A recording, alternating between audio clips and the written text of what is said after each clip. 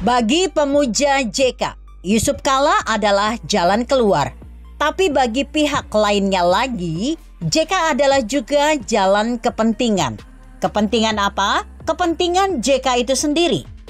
Dalam Pilpres 2014, ketika Jokowi disodori JK sebagai cawapresnya, reaksi Jokowi menepuk-nepuk jidatnya. Persis sebagaimana Jokowi menggambarkan kepusingannya ngadepin problem penolakan PDIP atas timnas Israel dalam Pildun U20.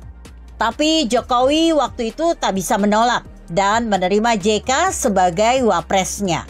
Cuma tak mau dipecundangi kayak SBY di tahun 2004 hingga 2009. Jokowi membatasi ruang gerak JK yang konon dipuja grup Kompas sebagai jalan keluar.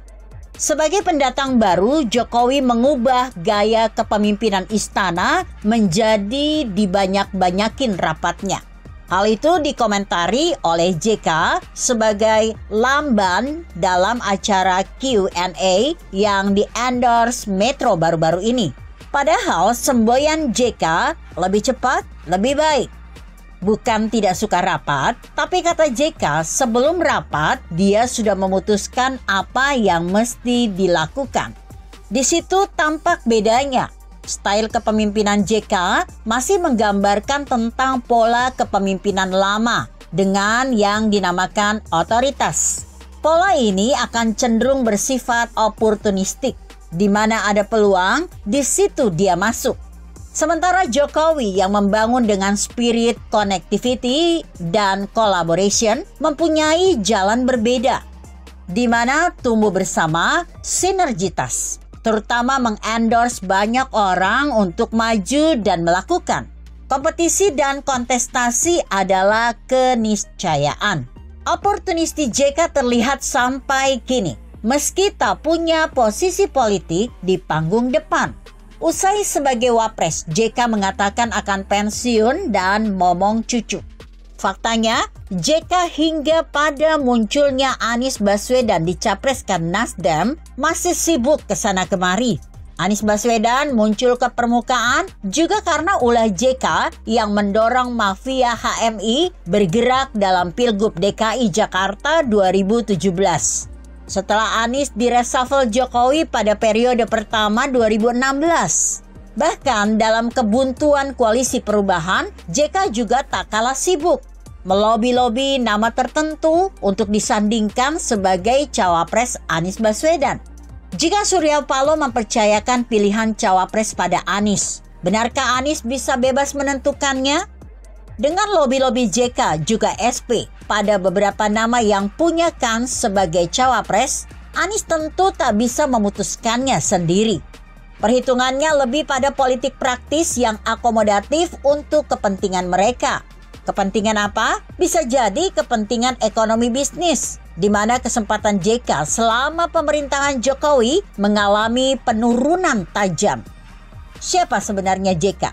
Politikus atau pengusaha? Semula adalah pengusaha, pedagang. Tetapi ketika menjadi saudagar besar, mau tak mau ia masuk dalam kepentingan-kepentingan politik. Kalkulasi pedagang sama-sama kecemplung di air, kenapa nggak nyelam sekalian? Terlanjur basah. Dan ternyata jalan politik perhitungannya jauh lebih menguntungkan dibanding sebagai pedagang murni. Lihat bagaimana pola seperti JK itu pada misalnya Erick Thohir atau Sandiaga Uno. Apalagi dalam sistem politik biaya tinggi yang diciptakan oleh para politikus underdog macam Bambang Pacul kam Swiss. Psikologisme dari miskin ke kaya sebagai politikus beda jauh dengan kaya dulu baru berpolitik.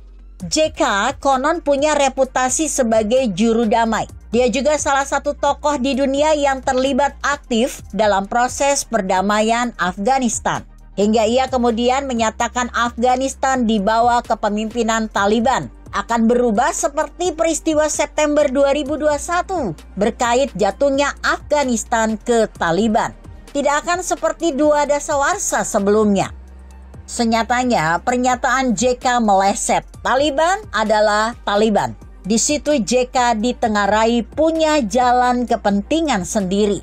Apakah yang dinyatakan JK itu berupa harapan atau political statement sebagai politikus yang punya interest? Tudingan Muhammad Sobari serius. JK sudah Taliban sebelum Taliban. Tidak ada yang unorganized dalam politik. Di situ ia berbeda dengan Jokowi. Tampak pada aksi-aksi berikutnya ketika mendorong Anies sebagai gubernur 2017 dan sebagai capres 2024 setelah jalan keluarnya dimasukkan oleh Jokowi. Pada sisi itu, untuk 2024, media sering menyebut Megawati dan Jokowi adalah Queen and Kingmaker. Kadang disebut juga SP sebagai Kingmaker. Padahal ada nama lain di situ, JK. Sementara SBY dan Amin Rais, keduanya sama-sama sebagai bebek lumpuh.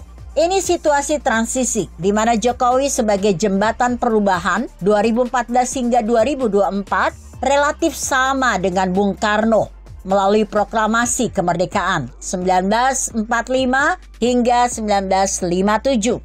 Jika kita harus balik arah pada generasi JK, elit pasca Orde Baru hingga pra-Jokowi yang sibuk dengan politik identitas, kita akan mengalami jalan kebuntuan, bukan jalan keluar. Begitu kira-kira. Artikel ini ditulis Sunardian Wiradono yang disadur dari redaksi Indonesia.com dengan judul JK dan Generasi Orde Baru. Bagaimana menurut Anda? Jika Anda berpendapat lain, tuliskan komentar Anda di bawah ini. Saya Emma, Karisma 90.